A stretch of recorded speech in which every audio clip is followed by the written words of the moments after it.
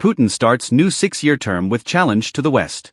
Russian President Vladimir Putin said it was up the West to choose between confrontation and cooperation, as he was sworn in for a new 6-year term on Tuesday at a Kremlin ceremony that was boycotted by the United States and many of its allies. More than 2 years into the war in Ukraine, Putin said he wanted to bow before Russia's soldiers there and declared in his inauguration speech that his landslide re-election in March was proof the country was united and on the right track. You, citizens of Russia, have confirmed the correctness of the country's course.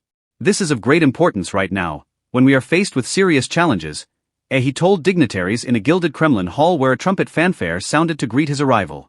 I see in this a deep understanding of our common historical goals, a determination to adamantly defend our choice, our values, freedom and the national interests of Russia. At 71, Putin dominates the domestic political landscape. Leading opposition figures are in prison or exile, and his best-known critic, Alexei Navalny, died suddenly in an Arctic penal colony in February. Yulia Navalnaya, the late dissident's wife, urged supporters in a video on Tuesday to keep up the struggle against Putin. With each of his terms, everything only gets worse, and it's frightening to imagine what else will happen while Putin remains in power. But she said on the international stage, Putin is locked in a confrontation with Western countries he accuses of using Ukraine as a vehicle to try to defeat and dismember Russia. Putin told Russia's political elite after being sworn in that he was not rejecting dialogue with the West, including on nuclear weapons. The choice is theirs. Do they intend to continue trying to restrain the development of Russia, continue the policy of aggression, incessant pressure on our country for years, or look for a path to cooperation and peace? He said.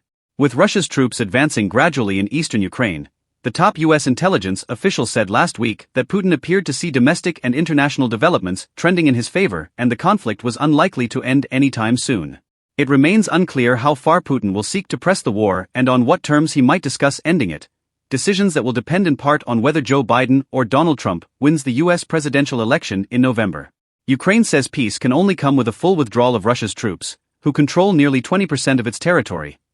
Putin, in power as president or prime minister since 1999, will surpass Soviet leader Joseph Stalin and become Russia's longest-serving ruler since 18th-century Empress Catherine the Great if he completes a new 6-year term. He would then be eligible to seek re-election again. He won victory by a record margin in a tightly controlled election, from which 2 anti-war candidates were barred on technical grounds. The opposition called it a sham. The United States, which said it did not consider his re-election free and fair, stayed away from Tuesday's ceremony. Britain, Canada and most EU nations also decided to boycott the swearing-in, but France said it would send its ambassador. Ukraine said the event sought to create the illusion of legality for the nearly lifelong stay in power of a person who has turned the Russian Federation into an aggressor state and the ruling regime into a dictatorship. Sergei Chemezov, a Putin ally, told Reuters before the ceremony that Putin brought stability, something which even his critics should welcome. For Russia, this is the continuation of our path, this is stability, you can ask any citizen on the street. He said. Russia's relations with the United States and its allies are at their lowest point since the Cuban Missile Crisis of 1962, when the world came to the brink of nuclear war.